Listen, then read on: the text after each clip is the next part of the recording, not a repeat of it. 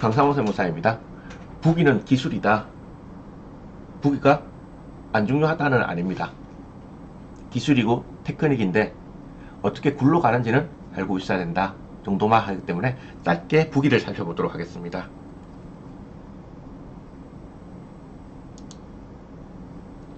부기는 장부를 기록한다. 즉 북키핑에서 나오게 된 말입니다. 만약 1일날에 현금 2천만원으로 사업을 시작했다라고 하면 차변에는 현금 2천만원, 대변에는 자본금 2천만원이 기록하는 것을 장부를 기록한다 라고 하게 됩니다. 그것을 북키핑이라 해서 우리나라는 부기라고 언어가 발음이 비슷한 용어를 만들어서 쓰고 있고, 용어는 참 잘 만들었다 라는 느낌도 듭니다.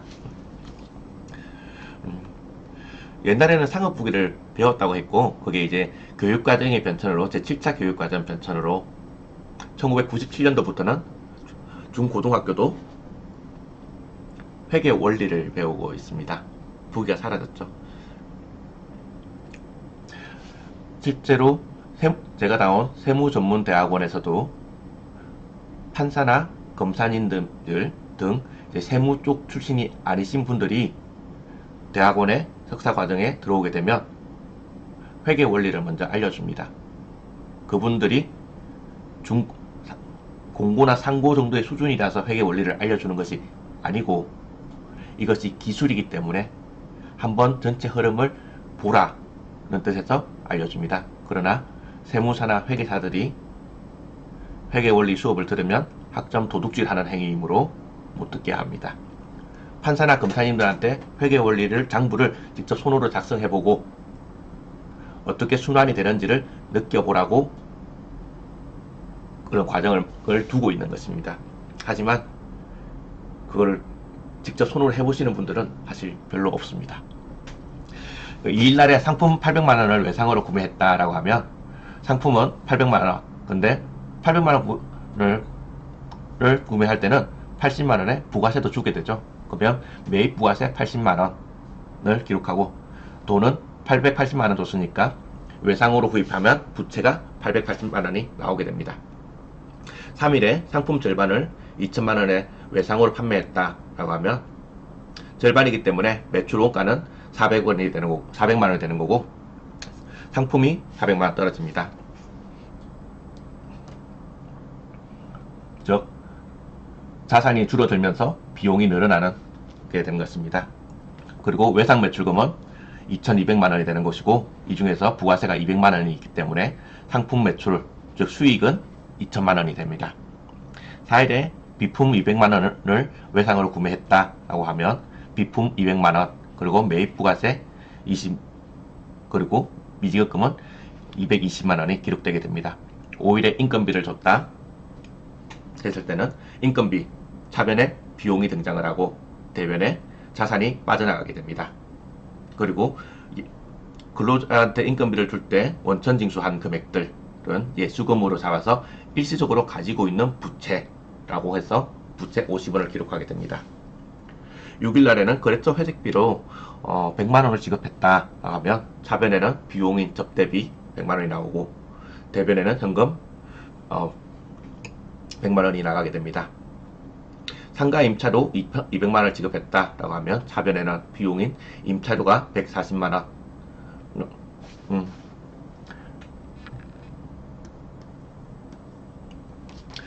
이 나오고 대변에는 현금 140만원이 나가게 됩니다. 8일에는 공과금을 지급했다 그러면 비용의 과목이 세금과 공과라는 비용 과목이 나오게 되고 대변에는 또 현금이 빠져나가게 됩니다. 판매 촉진비 10만원을 지급했다라고 하면 차변에는 지급수수료 10만원이 기록됩니다. 앞에서 위에 쭉 보면 색깔별로 구분을 해야 하는데 녹색의 자산이고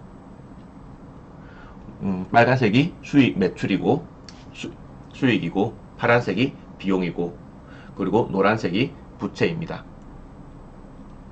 그리고 자본금은 주황색으로 표시를 했습니다. 이것들을 색깔별로 구분을 하면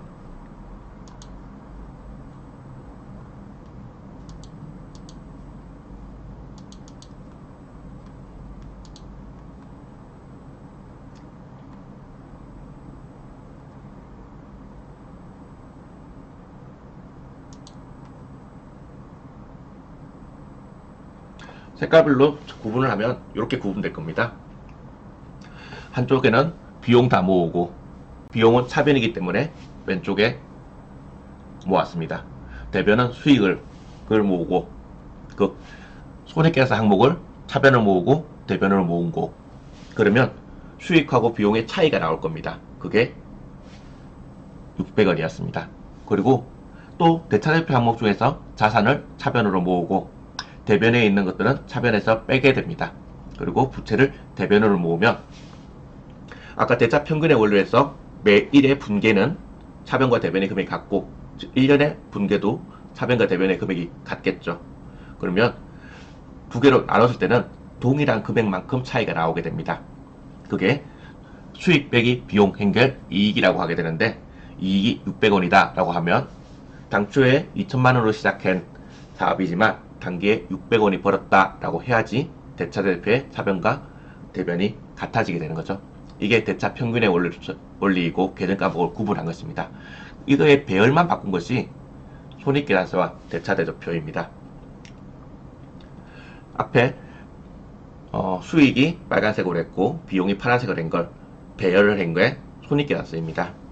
이때 배열하는 방식은 이해하기 쉽게 배열을 한다 라고 보시면 될 것 같습니다. 배열의 순서가 중요하다는 아닐 것 같고, 매출원가는 매출에 직접 대응되는 것을 매출원가라고 해서 매출액에서 매출원가 빼서 매출 총이익 한번 구하고, 판관비 빼서 영업이익 한번 구하고, 영업하고 상관없는 수익과 비용 행거를 통해서 세전이익 구하고, 법인세 비용 빼서 당기순 이익을 구하게 됩니다. 즉 이익은 수익 빼기 비용인데 왜 이렇게 많이 나눴느냐 했을 때 A 기업과 B 기업을 비교할 때 매출 총 이익을 비교할 수도 있고, 영업이익을 비교할 수도 있고, 세전이익을 비교할 수도 있고, 당기순이익을 비교할 수도 있기 때문에 이익을 여러 가지로 나누기 위해서 비용의 성격에 따라서 배열을 한 것이 손익계산서입니다. 즉 손익계산서는 수익 이익을 보는 값은 재무제표가 됩니다. 비교해서 대차대표는 자산과 부채를 보는 것입니다. 자산은 유동자산이 있고 비유동자산이 있고, 부채도 유동부채와 비유동부채가 있습니다. 즉 유동성을 기준으로 배열을 했다라는 뜻이 됩니다. 여기서 재무제표죠. 유동비율이라는 게 나오게 되죠. 그리고 자본금에서 단기순이익 제가 가렸네요. 자, 이익잉여금은 전기에 번 돈, 그리고 단기순이익은 단기에 번 돈, 자본금은 최초에 투자한 돈이라고 해서 대차대표가 나오게 됩니다. 차이점을 본다고 하면 손익계산서는 1년 동안의 기간에 대해서 기록을 한 것입니다. 하지만 대차대표는 현재 시점에서 회계연도 마지막 날 기준으로 기록을 하고 있습니다. 요 손익계산서와 대차대표가 중요한 재무제표이다가 되는 것이고, 이것을 기준으로 어느 것이 더 중요한 시절이 있었느냐에 따라서 회계가 발전하게 됩니다.